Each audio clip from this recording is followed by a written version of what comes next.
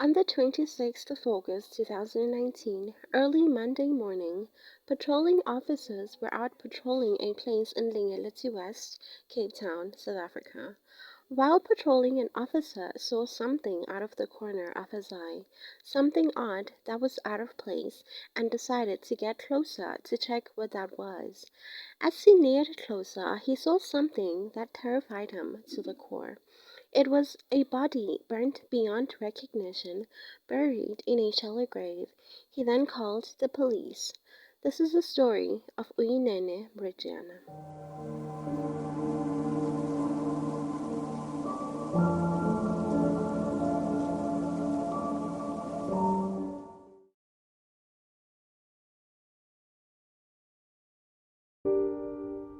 Uyinene Mrwetyana, affectionately known as Nene, was born on the 20th of April 2000 in Eastern Cape of South Africa.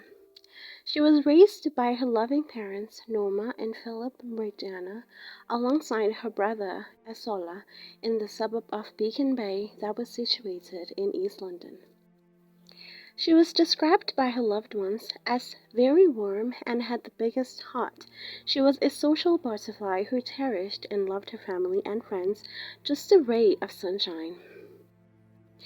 At a tender age of just 4 years old, Nene walked up to her parents and asked to go to school. She said that she was tired of staying at home and doing nothing.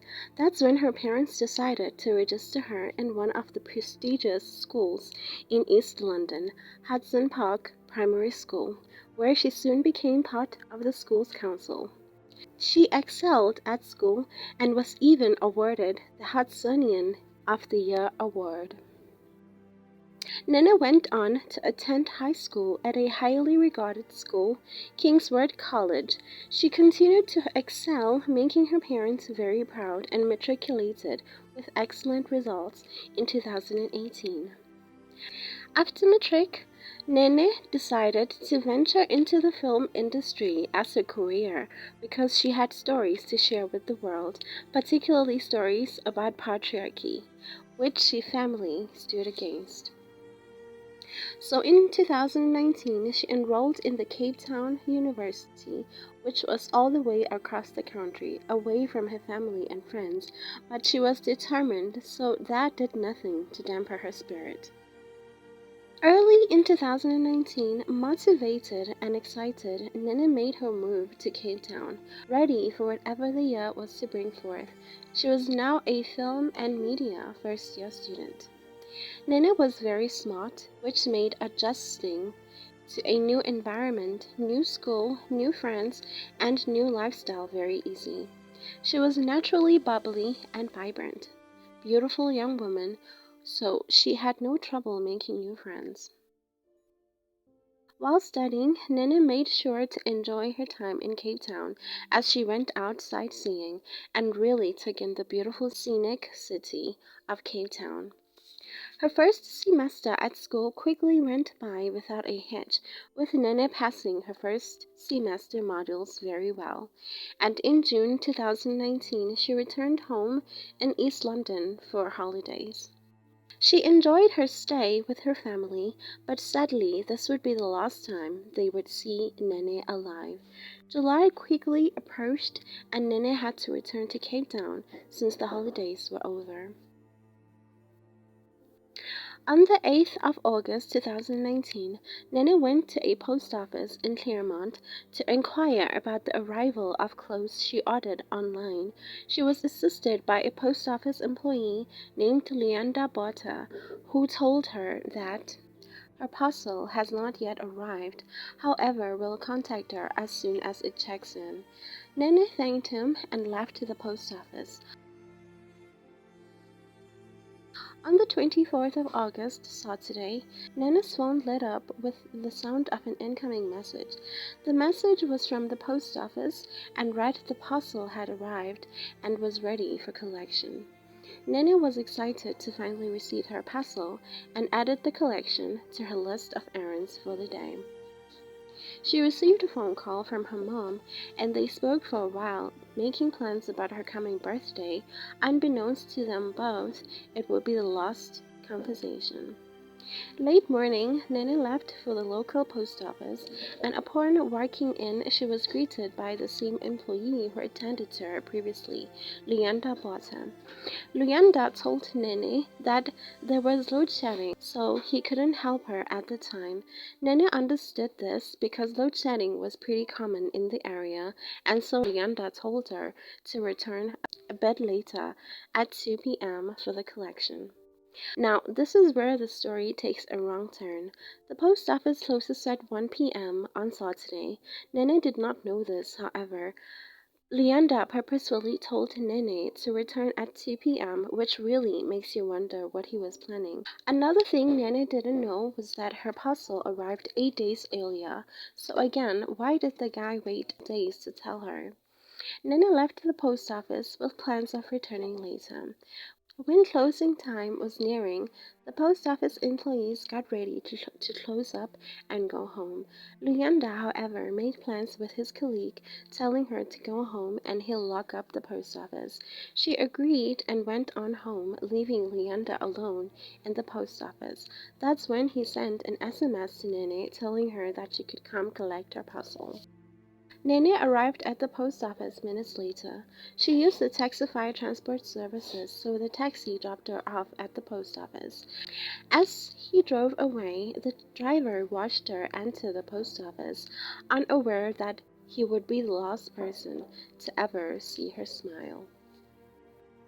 Hours went by, and Nene's friends who kept regular contact with her noticed her odd silence.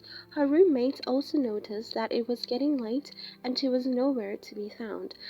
Her parents tried calling her all day and were alarmed when they couldn't get a hold of her, so they asked their son, Esola, to go check on her as he also lived around Cape Town. Their worries were soon confirmed as her roommates and friends said they're also worried about her since no one could reach her. By nightfall, it was obvious that something was terribly wrong, as her silence was totally out of character. The police were soon notified and she was declared missing. A missing person search was soon launched, and flyers and bulletins were soon distributed all across the city of Cape Town. Many university students, volunteers, friends, and family of Nene, as well as the general public, went searching for her. Nene's university friends took the search to social media, and a hashtag Bring Nene Home was brought to life. The online response was immediate, and the hashtag began trending as everyone across the country were on a mission to bring Nene home. A movement was sparked. Banners were flown from bridges, and mass prayers were held. The taxi driver who drove Nene to the post office came forward to the police and told them that he drove her to the Clear-Inch post office and saw her going inside, and it was later confirmed that this was the last sighting of Nene. When Nene's parents heard about their daughter missing, they got on the first flight to Cape Town, and as soon as they arrived, they headed for the last known location, which was the Clear-Inch post office. They spoke to the manager, who asked one of the employees who assisted Nene the day she went missing questions, hoping to find out something that might lead to her whereabouts. After the taxi driver came forward, the police then went to examine the post office, searching for any possible leads. They found traces of blood at the safe of the post office. They sent the blood to be tested, and hours later it was confirmed to belong to Uyinene Mrwetyana. With the last confirmed sighting and her blood in the post office, the police zoomed in on the post office, gathering information on anyone who was present at the given time and location, and only one employee was left to lock up the day Nene went missing, Luyanda Bota. The circumstantial evidence was already enough to bring Luyanda in for questioning. The questioning lasted 5 days, and on the 5th day, Luyanda was arrested and charged. Following a lengthier interrogation the night of his arrest, he confessed to officers where they could find Nene. He said she was by the side of an unused train track back in West Langeletu. Officers then realized they had found Nene's body 4 days prior. much to her family and friends' dismay, who prayed and hoped she was still alive and well. She was identified, and sadly her body was burnt beyond recognition. DNA confirmed it was indeed Nene. Following Luyanda's arrest, further investigations were conducted leading to his house searched as well as his possessions. Nene's blood was found in Luyanda's car. Luyanda then agreed to disclose what really happened after Nene entered the post office. Nene entered the post office as Luyanda opened the door for her. She was mindlessly tapping away at her mobile phone, completely oblivious to the fact that Luyanda had just locked the door behind her. Nene began to sift through her bag, looking for her purse to pay for the custom fees. It was the moment Luyanda began hitting on her, and Nene began to be very uncomfortable and distressed.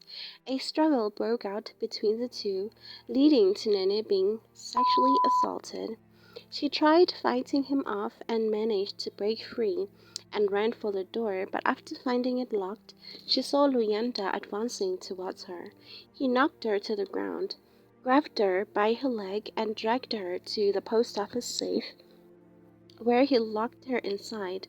Nene screamed for help, but her cries were hopeless. To silence her, he hit her in the head with a 2 kg weight, which delivered the fatal blow to her head. He then left Nene lying on the post office floor as he left to go buy alcohol.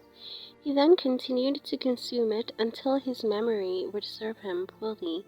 He returned to the post office and covered Nene's body with cushions, a blanket, and a jersey, and left her locked until nightfall. He returned shortly before midnight and began cleaning up, removing as much of the evidence as possible. Once Luyanda parked his car in the yard, he hauled Nene's body from the safe, which was wrapped in postal bags. He carried her out of the building and loaded her in his car, where he then drove off with Nene in the trunk of his car. Heading to West Langeletu, he found himself next to an abandoned train track, dug a hole, buried her, and doused the site with gasoline and set it alight in an attempt to cover his tracks and destroy evidence. Luyanda, however, did not succeed in his attempt, and the trail of evidence he left behind would soon get him arrested.